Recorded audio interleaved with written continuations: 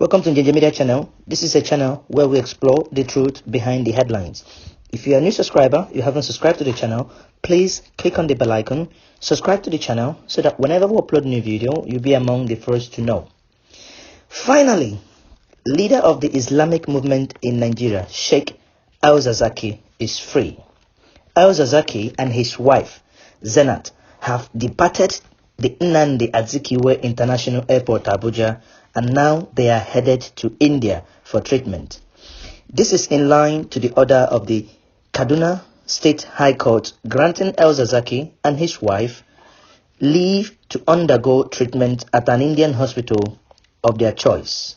The order came after the couple had spent over 3 years in custody. If you guys remember, the court had ordered that they should be released by the Department of State Security, DSS, to go for treatment and return for the continuation of their trial after they discharged them from the hospital. The Islamic Movement of Nigerian spokesperson Ibrahim Musa confirmed the development to us on the telephone. As we speak, they have boarded the flight to India this evening, Monday, today being Monday. They are now headed to India. Their flight is a private charter jet heading to India. The Shiite leader who has been in detention for over 3 years has been granted approval by a court in Kaduna to leave the country.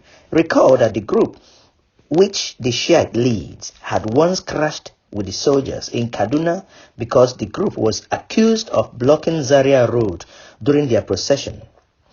Thereafter, the army attacked them. They lost over 385 members of their group, or rather, of their sect, during that time of the maltreatment.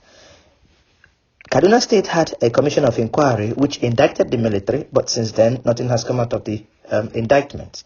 Njenje Media has obtained these pictures you're looking at now of Al-Zakzaky, the leader of the Islamic movement, and the wife, seated on the business class of a private jet headed to India for treatment. We have also pictures of their preparation before they departed Nigeria to India this evening. We also gathered that the Islamic Movement of Nigeria leader will be accompanied on this trip, or rather was accompanied on this trip by the operatives of DSS. So DSS was with him as he left Nigeria. Al-Zakzaky and his wife have been in detention following the clash of his members and groups with the Nigerian army. Since he has been in detention, over hundreds of his members has been killed in Abuja and in Kaduna. Remember that Njenje Media has severally called for the government to release Al-Zakzaky unconditionally and for the DSS to obey court order and release him as directed by the court and the ECOWAS court, which they have been disobeying since long.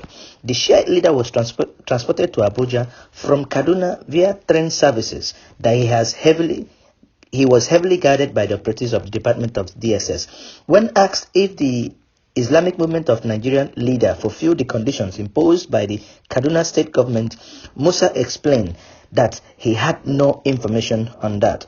Among other conditions that is in the public domain is the state government had demanded that the Ministry of Foreign Affairs must confirm the appointment of Islamic Movement of Nigerian leader and his wife with the Medanta Hospital in India. That's the name of the hospital they go into. That is called Medanta Hospital in India.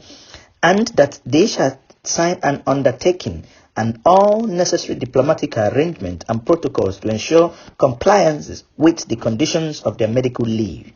It is also said that the federal government must obtain the Indian government and an irrevocable guarantee that it will not entertain any application by the defendant, applicant, or any third party seeking asylum under any guise, or conferring the status of political prisoner or any other status aside from being medical patient on a dependent applicant. Therefore, meaning that what the Nigerian government and one of the conditions the court has given is that Al-Zakzaky must go as a patient and must return to Nigeria as a patient. Indian government has been forced to sign that they are not going to grant any asylum status.